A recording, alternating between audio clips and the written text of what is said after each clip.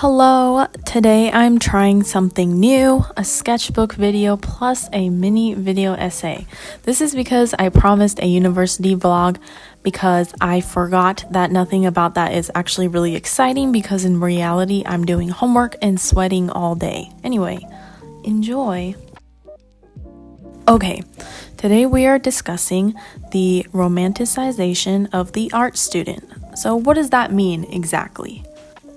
To romanticize means to deal with or describe in an idealized or unrealistic fashion, to make something seem better or more appealing than it really is. With the rise of short-form videos on social media comes also the existence of trends.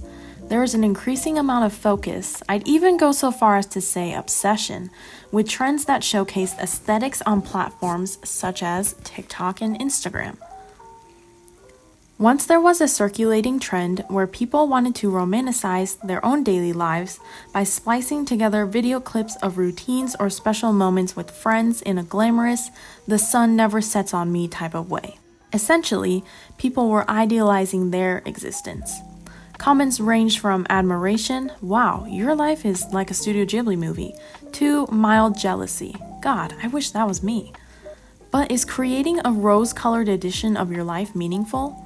Also, can something only be romanticized when perceived through the lens of an online audience? It is appealing to be sure, but I can't help but wonder if your day out with friends or sitting in an overpriced cafe was overshadowed by, I need to record this moment to post it later. Do moments have to be captured tangibly to be precious or valid? And what of the perceptions of others? Regardless, I wanted to address more specifically the romanticization of the art student. Personally, I have always yearned to be an artist, but wanting to be an art student is a tangent on that idea. Sparked by a conversation with one of my friends in which she replied to my close friend's story on social media when I was posting manically about how I wanted to be a double major, I began to wonder if I only wanted to be an art student because I could put on that label like an accessory. Like the woman who wants a ring on her finger so she can say, yes, I am recently engaged. Do I want to be perceived as the girl who totes around her huge portfolio, tote bag of supplies, looking exhausted from late nights in studio? In some ways, I think we all want to be identifiable by something that feels important to us. To me, and many others, I'm sure, that identifier is art. If romanticization is filtering and editing something to seem more appealing, then it's also safe to say that whatever that thing is, whether it be a subject, an idea, or a moment, it is still based in some form of reality.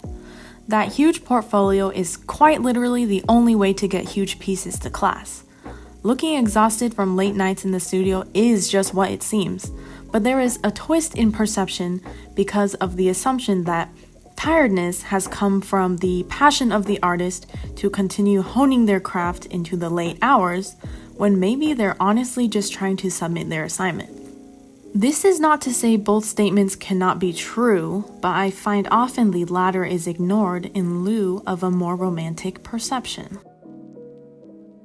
To be honest, the life of a student is glamorized already. Movies and TV paint high school, and sometimes college, as a dramatic landscape for friendship, drama, betrayal, and romance.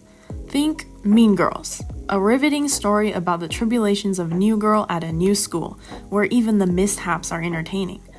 Clueless focuses on the fashionable student life of a well-meaning socialite. It even made me think, I wish I had been this cool in high school. Legally Blonde romanticizes academia and hard work, which is why I watch it before my final exams each semester. Movies allow a viewer to project themselves onto the characters and suspend their disbelief, living vicariously for 75 minutes.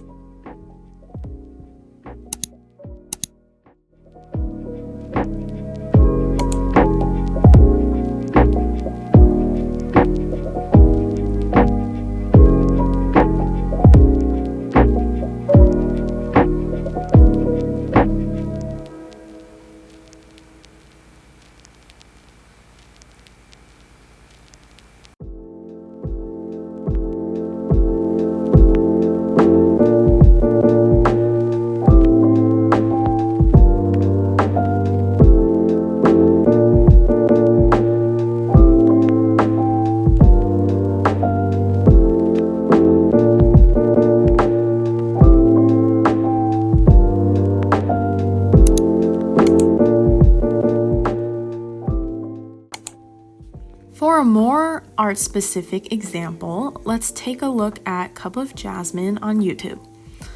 Her channel is packed with art studio vlogs, each documenting a week in the life of an art student. Clips of printing in a studio, lugging canvases, shopping for paints at Blick. These all contribute to an exciting art student aesthetic. It is interesting to note that any of her videos with art school or art student placed in the title has hundreds of thousands more views than her other content. Everyone wants to get a peek inside, to experience another type of existence, even vicariously, like maybe the type of life they personally want for themselves. I've even seen comments like, "This makes me want to be an art student so bad," or "We're the same age, but you're doing all that while I'm not." It's so easy to see this edited and filtered up version of someone else's life and assume that that's all it is. And who wouldn't want that? Because I also want that. I figure there is really nothing wrong with wanting an idealized version of a life for yourself. In fact, it could be very motivating. AKA, I'm now trying to pursue a second major. Fingers crossed that happens. But sometimes bad things are bad. There is no romantic lens that can be clicked on, and when reality doesn't quite fit with the idea in your head, depending on the level you are submerged into that idea, it might become devastating rather than just disappointing. Realistically, we could grow jaded or despondent, thinking about how our lives are not as shiny as those that we see online, or how our experience in a certain area doesn't meet the expectations that we set when we saw the romanticized version of it. This, I think, can be dangerous.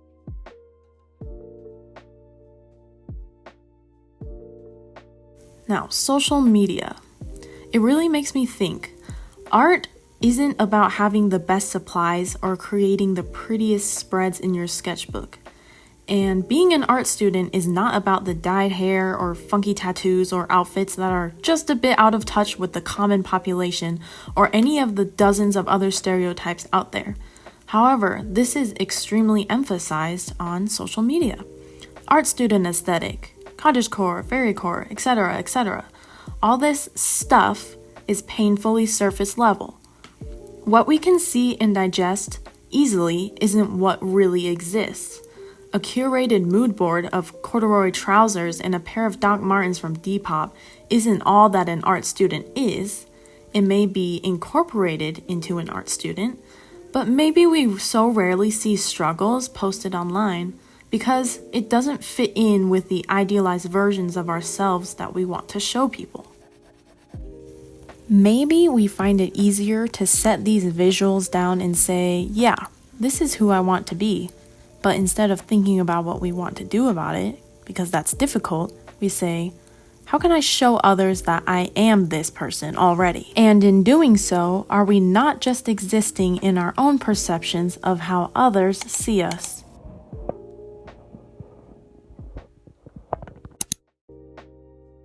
Maybe it is easier to slap on those rose-colored glasses and love the idea of a reality and not reality itself. Maybe I just like making my sketchbook spreads very pretty. For myself, hopefully.